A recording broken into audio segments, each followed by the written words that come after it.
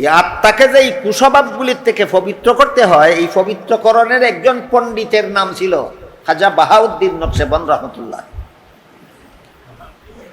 একবার এক কাটুরিয়া জঙ্গল থেকে কাঠ কেটে বাজারে বিক্রি করে সংসার চালায়, খুব ধনী না নেহায়েত গরিব, নেহায়েত। কিন্তু আত্মা পবিত্রকরণের জন্য তার মুর্শিদের দেওয়া এই ডোজগুলি ব্যবহার করে। এই ডোজের মধ্যে একটা ডোজ হইল তুমি একদিন দিনের বেলায় খানা খাবে, আরেকদিন রোজা রাখবে, আরেকদিন খানা খাবে, আরেকদিন রোজা রাখবে, এটা নফল রোজা। এমন একটা নফল রোজা রেখে ওই কাটুরিয়া খাজা বাহাউদ্দিন রহমতুল্লাহের দরবারে গেল। উনার দরবারে আরো একজন মেহমান ছিল, তাহলে কাটুরিয়া সহ কজন হইল? খাজা বাহাউদ্দিন দুইজন মেহমানের জন্য খানা হাজির করলেন। কাটুরিয়া দেখলো যে আমি যে নফল রোজা রেখেছি এটা যদি প্রকাশ করে ফেলি তাহলে এটা রিয়া নামের আর একটা কুস্বভাব আছে, লোক দেখানি। ওই রিয়ার কুস্বভাবে আমারে ধরব। সত্যের পথ অবলম্বন করুন। KH Islamic media. অহংকারের বীজ থাকে অন্তরে, আর অহংকারের চারা গজায় মুখে। অহংকারের বীজ কই থাকে? চারা গজায় কোথায়? মুখে।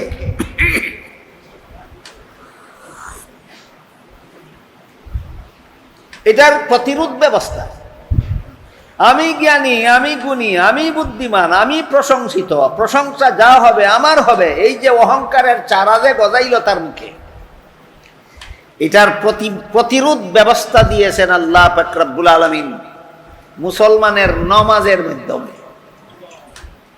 নামাজ আমরা যেই কথার দ্বারা শুরু করি সেই কথাটাই হইল আল্লাহু আকবার, আল্লাহ সকলের বড়। আমি বড় কথার দ্বারা নামাজ শুরু হয় না, আল্লাহ বড় কথার দ্বারা নামাজ শুরু হয়। ওই যে তার মানে যাচ্ছিল আমি বড়, এটার প্রতিবাদ হইল আল্লাহু আকবার। আমি বড় না, আল্লাহ বড়। নামাজে সর্বপ্রথম কোরআনের যে সূরা পড়া হয়, সূরাটার নাম কি? ফাতিহা। সূরা ফাতিহার প্রথম কথাটা হলো আলহামদুলিল্লাহ। সূরা ফাতিহার প্রথম কথাটা কি? আলহামদুলিল্লাহ। আপনাদের কারো যদি জানা থাকে এই আলহামদুলিল্লাহ অর্থ কি, তাহলে একটু দয়া করে বলতে পারে। কি পরিমাণ প্রশংসা আল্লাহর? সমস্ত প্রশংসা আল্লাহ। এবার বলো তুমি, সমস্ত প্রশংসা যদি আল্লাহর হয়ে থাকে তাহলে তোমার চোখে দেখার গুণের প্রশংসাটা কার ভাগে গেল? তোমার কানে শোনার গুণের প্রশংসাটা কার জন্য রইল? তোমার কথা বলার গুণের প্রশংসা কার? তোমার বিদ্যা বুদ্ধির প্রশংসা কার? তোমার এলেম কালামের প্রশংসা কার? দেখেন মুখে যে বলছিল আমি প্রশংসা পাওয়ার যোগ্য, এটার প্রতিরোধ ব্যবস্থা আল্লাহ পাক রব্বুল আলামিন নামাজের পঠিত প্রথম সূরার প্রথম কথার মধ্যে দিয়ে দিয়েছেন। প্রশংসা একটাও তোমার নয়, সমস্ত প্রশংসা আল্লাহ।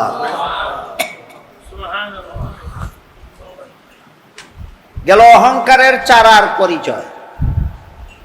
এরপরে অহংকারের গাছ।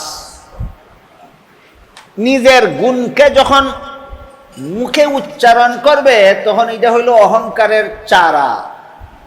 আর নিজের গুণকে যখন অন্যদের সাথে তুলনা করবে, অমুকের এত বিদ্যা বুদ্ধি নাই আমার যত আছে, তমুকের এত যোগ্যতা নাই আমার যত যোগ্যতা আছে, শুধু মুখে উচ্চারণ করলো না আরেকজনের সাথে তুলনা করলো, এই তুলনাটা হইল অহংকারের গাছ। তুলনাটা হইল অহংকারের গাছ। আর সমাজে নিজেকে বড় এবং অমুককে তমুককে নিজের চেয়ে ছোট প্রমাণ করার জন্য তার সাথে যত অন্যায়, অবিচার, জুলুম, অত্যাচার করে, এই সবগুলি হইল অহংকারের গাছের ফসল। সবগুলি হইল অহংকারের গাছের ফসল।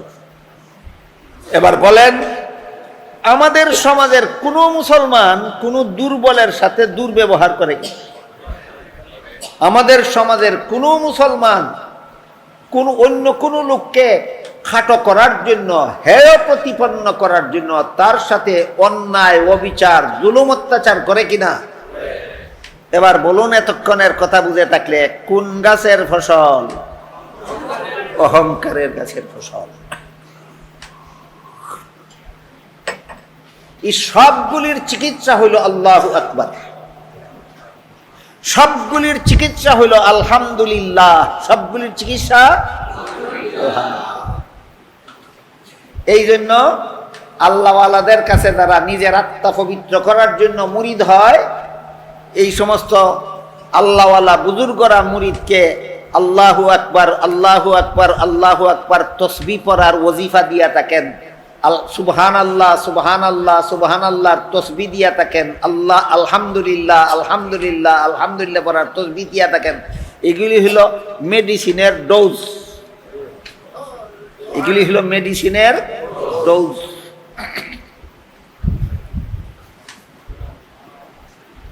জ্বরের রুগীকে একটা সিরাপ দিল ডাক্তার, নির্ধারিত পরিমাণ উল্লেখ করে দেয়, 1 চামচ সকালে, 1 চামচ দুপুরে, 1 চামচ রাত্রে খাবে। একদিন না কয়েকদিন? একই ওষুধ কয়েকদিন খাবে কেন? আস্তে আস্তে আস্তে আস্তে ক্রিয়া করে। যেমন ভাবে রুগীর শরীরের রোগের চিকিৎসার জন্য ডাক্তারের দেওয়া ঔষধের ডোজ আছে, ঠিক তেমনি ভাবে অহংকারের রোগের চিকিৎসার জন্য তার মুর্শিদের দেওয়া, তার সুযোগ্য পীরের দেওয়া তসবিহ ওজিফা পড়ার ডোজ আছে। আস্তে আস্তে পড়তে থাকবে আর আস্তে আস্তে তোমার অহংকারের রোগের চিকিৎসা হতে থাকবে। 10টা কুস্বভাবের মধ্যে আজকে একটা কুস্বভাবের একটু সামান্য আলোচনা হইল। এই কুস্বভাবটার নাম হইল অহংকার। এর 4টা স্তর।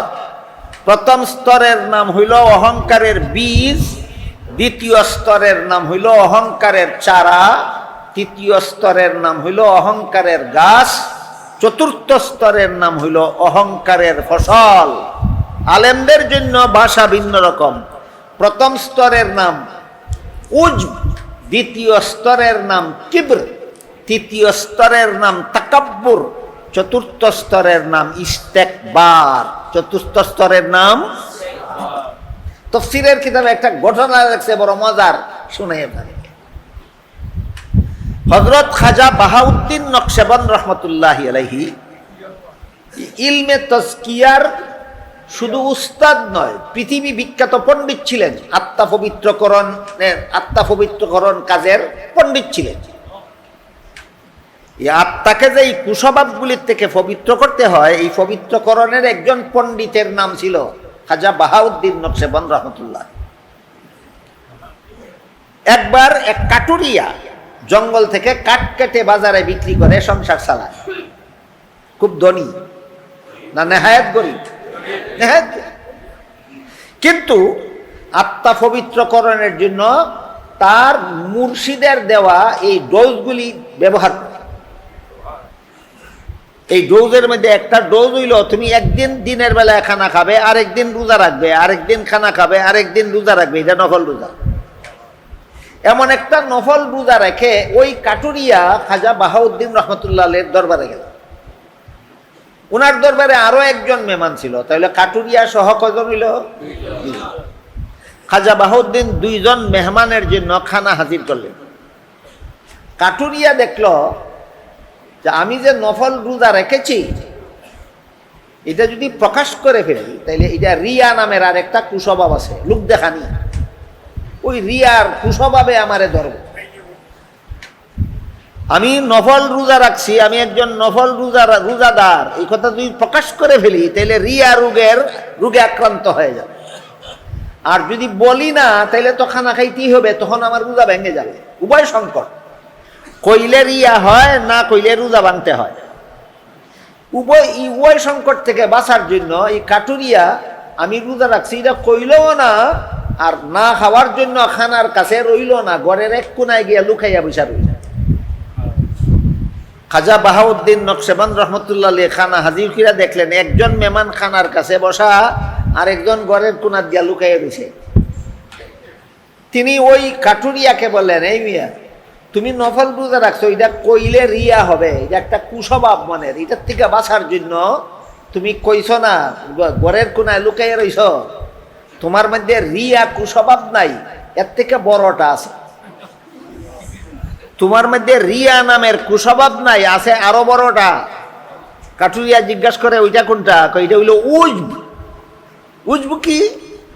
আমি নফল রোজা রাখছি, কারো কাছে প্রকাশ করি না, আমার মতো এমন খাঁটি রোজাদার কজন পাওয়া যাবে, এই মনোভাবটার নাম হইল উজব, দিল অহংকারের বীজ।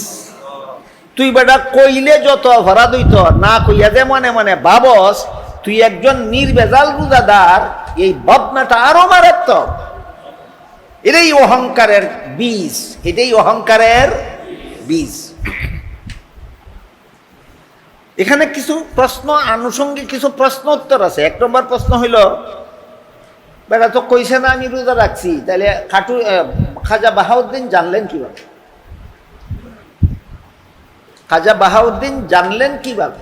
আমি আপনাদের জিজ্ঞাসা করি, একজন জ্বরের রুগী যদি ডাক্তারের কাছে গিয়া কি রোগ হইছে কয় না, ডাক্তারে তার শরীরে দুইটা দেখে শরীরটা 104 ডিগ্রি গরম।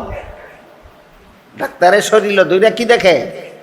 শরীরটা 104 ডিগ্রি গরম। ডাক্তারে কইলে তোমার শরীরে জ্বর আছে, রুগী এত কইছে না, ডাক্তারে জানলো কেমনে? এই প্রশ্নের যেই জবাব, কাটুরিয়া তো কইছে না আমি রোজা রাখছি, খাজা বাহাউদ্দিনে জানলো কেমনে? ওই প্রশ্নের সেই জবাব। এটার নাম গাইব জানা নয়। বেদাতিরা এই সমস্ত উদাহরণ দিয়া গাইব জানার দলিল দেয়। গন্ড মূর্খ ছাড়া আর কিছু না, এইগুলি গাইব জানা বলে না।